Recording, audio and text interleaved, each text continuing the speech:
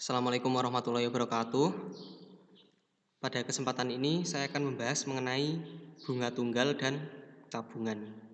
Nah, berbicara tentang tabungan, tabungan itu sangat penting untuk masa depan, untuk masa yang akan datang.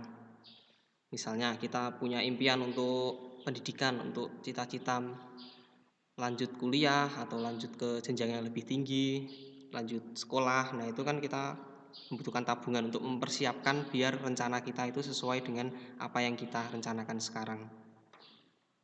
Nah, untuk zaman yang semakin modern seperti ini, tabungan itu macam-macam bentuknya.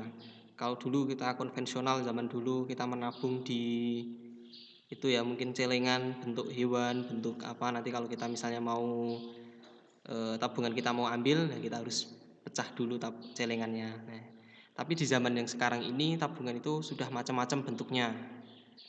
Nah, kita bisa nabung properti, tanah, bentuk rumah atau apapun yang lainnya, emas. Nah, atau bisa kita simpan dalam bentuk uang langsung di bank. Nah, kita refleksikan tabungan kita untuk akhirat kita, untuk setelah kematian kita apa. Nah, tabungan dalam bentuk itu ya beramal yang baik, amal jariah, sering sedekah, rajin menolong, nah suka menolong orang lain, suka membantu, nah gotong royong, itu adalah tabungan kita untuk setelah kematian kita. Nah, rajin ibadah, menjalankan hak dan kewajiban kita sesuai dengan porsinya masing-masing. Nah, itu kita lanjut lagi ke yang ini, bagaimana cara menentukan bunga tunggal. Nah, apa itu bunga tunggal dan apa itu tabungan? Nah, kalau kita menabung di bank, nah ini misalnya seperti ini, kita menabung di bank sebesar 3 juta rupiah. Nah, pihak bank itu memberikan bunga tunggal sebesar 10% per tahun. Nah, berapa besar tabungan setelah 6 bulan menabung? Jadi bunga tunggal itu adalah penambahan dari ini sekian persen dari tabungan kita. Jadi nanti dengan diberikannya bunga tunggal itu tabungan kita akan semakin bertambah seperti itu. Tergantung berapa persen itu sesuai dengan pihak bank masing-masing. Nah, sesuai dengan masalah ini yang saya munculkan di slide ini, di slide awal. Nah, kita akan bagaimana cara menghitung ini, bunga tunggal yang kita terima per bulan itu berapa. Nanti setelah berapa bulan atau berapa tahun kita menabung, penambahannya berapa, seperti itu. Misalnya ini ya, Okta menabung di bank sebesar 3 juta rupiah. Nah, pihak bank memberikan bunga tunggal 10% per tahun. Tentukan besarnya tabungan Okta setelah 6 bulan menabung. Nah, di sini saya akan menjelaskan konsepnya terlebih dahulu sebelum kita masuk ke rumus. Biar kalau sudah paham konsep itu, rumus itu seperti apa ya, di luar kepala kita. Kita nggak usah terlalu menghafal dengan rumus itu. Nah, ini di sini kita hitung misalnya bunga tunggal per bulan yang kita terima berapa, bunga per bulan yang kita terima berapa. Ini kan di sini. Kita bisa langsung menghitung, itu kan bunga itu kan yang seberapa persen dari yang kita tabung ya kan. Di sini kan 10% tapi per tahun. Nah, untuk mencari bunga per bulan berarti kita bagi dengan 12. 10% dibagi dengan 12. Kenapa? Karena dalam 1 tahun itu kan 12 bulan. Berarti 10% dibagi 12 dikali 3 juta. Itu adalah bunga per bulan yang diterima oleh Okta. Nah, ini bisa kita pecah seperti ini. 10% per 12 itu kan sama aja dengan 10% dikali 1 per 12. 10% dikali 1 kan 10% dibagi 12, nah kan sama. Biar tidak terlalu bertumpuk-tumpuk ini pembagian. Soalnya 10% itu kan 10 per 100. Nanti dibagi 12 terlalu bertumpuk nanti bingung hitungnya. Nah, ini didapat dari ini ya. 10% dikali per 12 itu. Terus kita kalikan lagi dengan 3 juta. Nah, kita langsung hitung. Nah, ini 3 juta kita bagi dengan 100. Nah, berarti kan nolnya dicoret 2 ya kan. Terus yang 10 dengan 12. Masing-masing kita sederhanakan. Nah, kita bagi dengan 2 masing-masing. 10 dibagi 2 hasilnya 5, 12 dibagi 2 hasilnya 6. Langsung bisa kita hitung atau kita bisa sederhanakan lagi yang ini. 30 bagi 6. 30 dibagi 6 itu kan 5 ya kan. Nah, 5 dikali dengan ini. Berarti tadi 5.000 ya. Berarti 25.000. Nah, ini maaf ini titiknya salah itu naruhnya. Nah, jadi jangan seperti ini ya nulisnya. Atau kita langsung tulis saja di sini. 25.000. Nah,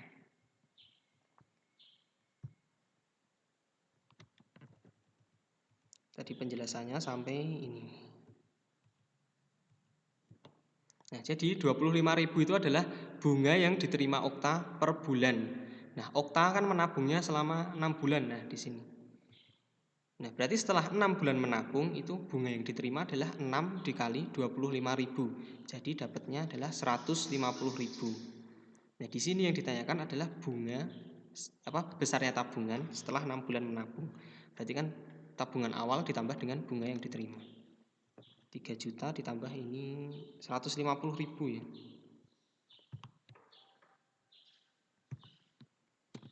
Nah, berarti adalah 3.150.000.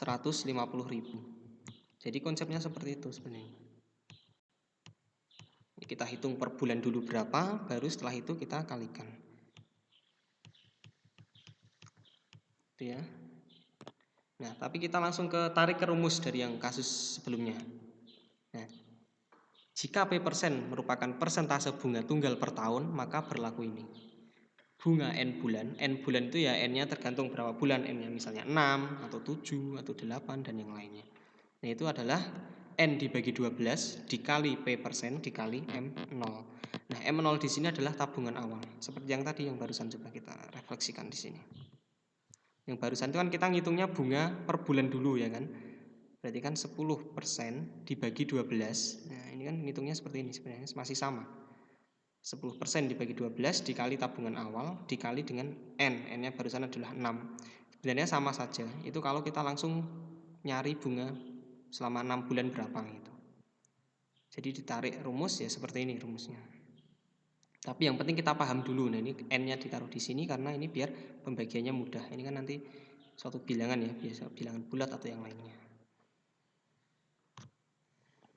Itu ya. Nah, coba kita pakai rumus sekarang. Langsung kita hitung bunga setelah 6 bulan menabung.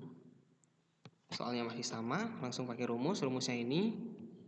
Nah, bunga 6 bulan berarti N per 12, N-nya adalah 6, berarti 6 dibagi 12 dikali P%-nya di sini adalah 10%, nah, berarti dikali 10% dikali M0, M0-nya adalah 3 juta.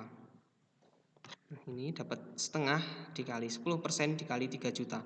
Nah, setengah di sini adalah bentuk sederhana dari ini, 6 per 12. Masing-masing kita bagi 6. 6 dibagi 6 adalah 1, 12 dibagi 6 adalah 2. Nah, bentuk sederhana ini adalah memudahkan kita untuk melakukan perhitungan. Terus yang ini 3 juta kita bagi dengan 100.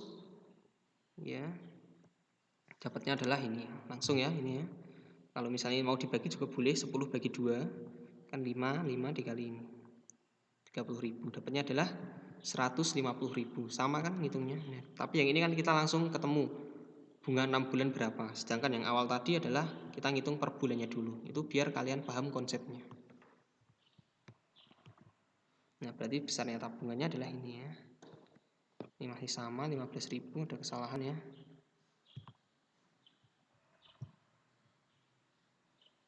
Ini 150.000.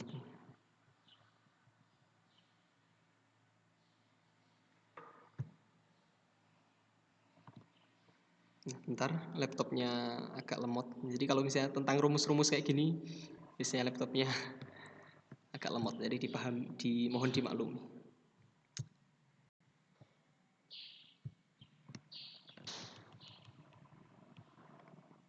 Nah, setelah ini ada kasus yang kemarin banyak yang salah. Ini padahal udah. Nah, kesalahannya seperti ini. Misalnya ini ya rumus soalnya. Rian menabung di bank sebesar 15 juta rupiah. Pihak bank memberikan bunga tunggal 2% per bulan. Tentukan besarnya tabungan Rian setelah 8 bulan menabung. Nah, untuk di sini ini kan N bulan. Dan yang diketahui di sini adalah bunga tunggalnya itu sudah dalam bentuk per bulan. Jadi kita tidak usah dibagi dengan 12. Soalnya kan di sini udah per bulan. Yang ditanyakan juga dalam bentuk bulan. Jadi tidak dibagi dengan 12. Soalnya dengan ini kan kita sudah tahu besarnya bunga 1 bulan berapa. Jadi yang kemarin ada yang salah itu dibagi dengan 12. Padahal yang di sini kan per bulan dari soalnya. Suku bunga tunggalnya kan per bulan. Jadi tidak usah dibagi dengan 12. Berarti bunga 8 bulan adalah 8 dikali 2% atau 2 per 100 dikali 15 juta. Nah, ini kita bagi 15 juta bagi 100. Nah, hasilnya adalah kita hitung ya, 8 dikali 2 dikali ini. Hasilnya adalah 2.400.000. Berarti penambahan bunganya setelah 8 bulan segini, 2.400.000. Jadi total tabungan setelah 8 bulan adalah 15 juta ditambah dengan 2.400.000, yaitu 17.400.000. Jadi yang perlu dipahami juga ini yang ditanyakan suku bunganya berapa, per bulan atau per tahun, dan itu yang ditanyakan bulan atau tahun di situ. Jadi harus sama ininya. Kalau misalnya ini per tahun, berarti kita bagi dengan 12 kalau yang ditanyakan itu berapa bulan. Tapi kalau misalnya ini 2% per tahun, yang ditanyakan 2 tahun, ya sama, berarti tidak usah yang ini, yang tahunnya tidak usah dibagi dengan berapa bulan, seperti itu. Kita paham ininya dulu, yang matematika harus teliti ya, baca soalnya bagaimana. Ini per bulan atau per tahun, seperti itu. Ya mungkin udah paham ya, jadi apa yang saya jelaskan. Yang penting kita pahami konsepnya, setelah itu rumus baru kita boleh terapkan. Kalau kita udah paham, jadi matematika tidak melulu tentang rumus. Kalau kita ngafal rumus terlalu banyak, pasti otak kita itu jadi pusing. Matematika itu abstrak banget. Matematika hanya bicara tentang rumus-rumus seperti ini, simbol-simbol M itu apa, P itu apa, N itu apa. Tapi kalau kita udah paham, ini kan untuk merepresentasikan, untuk mengeneralisasi biar berlaku terus-menerus, berlaku untuk masalah-masalah yang lain. Jadi untuk rumus itu seperti itu. Tapi sebenarnya ini mau disimpulkan dengan A juga boleh. Ini kan cuma masalah kesepakatan saja. Ini mau A atau ini mau I, atau ini pakai B, atau tabungan nol, tabungan awal, itu adalah masalah kesepakatan seperti itu. Demikian apa yang saya jelaskan, semoga bermanfaat. Nah, saya pesan untuk UTS besok kalian pahami benar-benar materinya, pahami konsepnya, biar kalian paham. Sekian, wassalamualaikum warahmatullahi wabarakatuh.